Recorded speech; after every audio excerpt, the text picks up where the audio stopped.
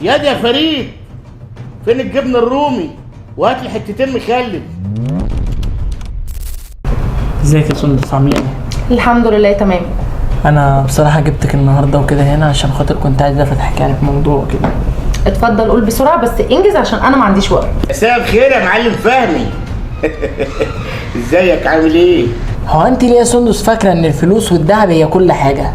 انت تعرف اقل غوشه عند بابي بتتباع بكام؟ يا ابني ده تلاقيها بتتباع بتمن بيكو كله. ليه حضرتك غوشه الماس؟ الماس؟ والله لما ينولك الشرف ان بابي يقعد معاك هتبقى تعرف ساعتها الغوشه تعمل لها كام. بس انا بقى عايزك تكتر لي من الغويشه ام 50 جنيه دي، عليها الطلب قوي. لو انت بنت المعلم رؤوف اكبر تاجر ذهب، فانا ابن المعلم عادل المقص اكبر تاجر مقصات فيكي يا مصر. طيب تمام، حلو قوي الكلام دوت. لو كده اخد لك ميعاد من بابي وتروح تقابله، انما الكلام معايا انا مش هينفع. على اذنك ما اعطلكش بقى عشان انا ما عنديش وقت. الله ينور عليك يا معلم فهمي. هي دي الطلبيه ولا بلاش؟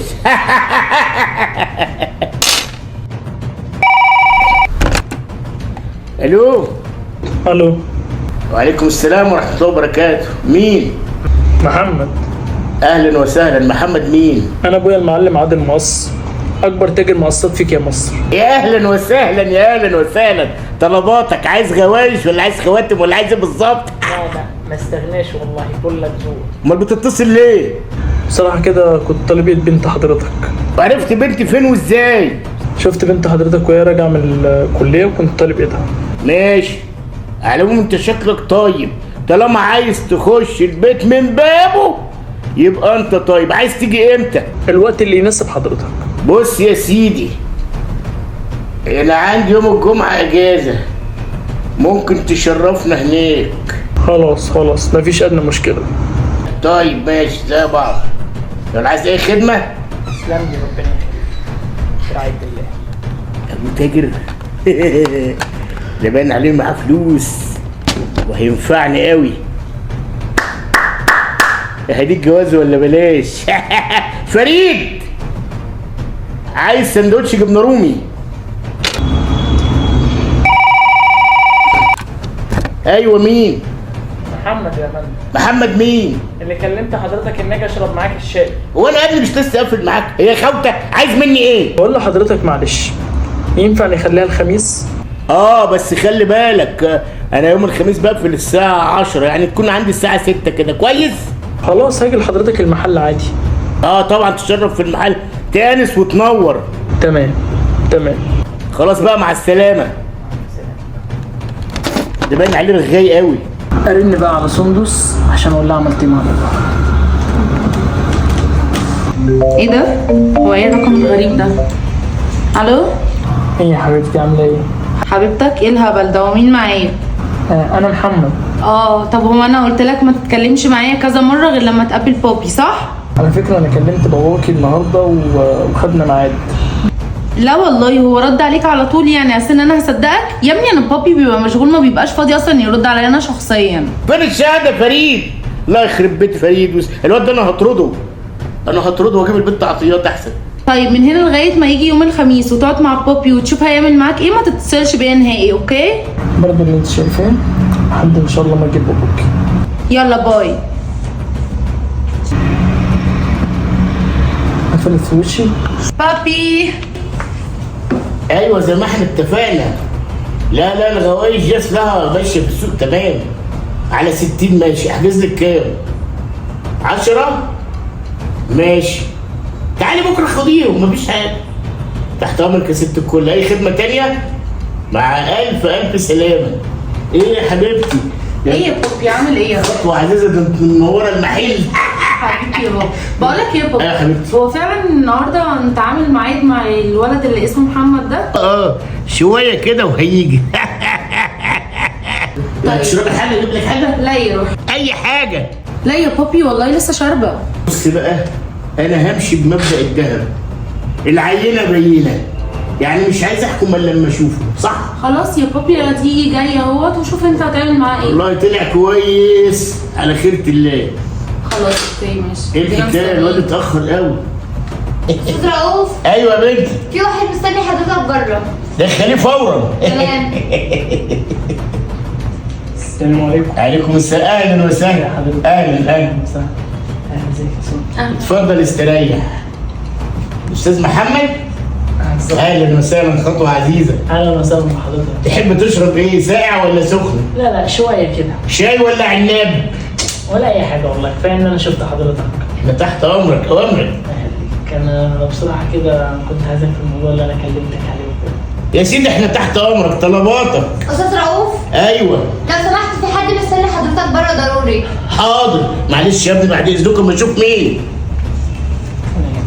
اهو بابي كده على طول مشغول 24 ساعه في 24 ساعه. تحمد ربنا اصلا ان هو لقى الساعه واحده يقعد معاكي يتكلم فيها. على فكره انا متقدم لي طيار ومتقدم لي ظابط، والله ما عارفين يقابلوا بابي ولا ياخدوا منهم ميعاد حتى. بصي، انا ماليش علاقه بحد وما تذكريليش حد، تمام؟ انت تساليني عن نفسي مثلا، انت شغال ايه، عندك ايه، ده لو انت مبدئك الفلوس. لكن انا عن نفسي انا بشتريك لشخصي، ما ببصش للي وراكي ولا ببص للذهب ولا غيره. وانت بقى حيلتك ايه ولا عندك ايه يعني عشان خاطر بتتكلم بالجراءه دي كلها؟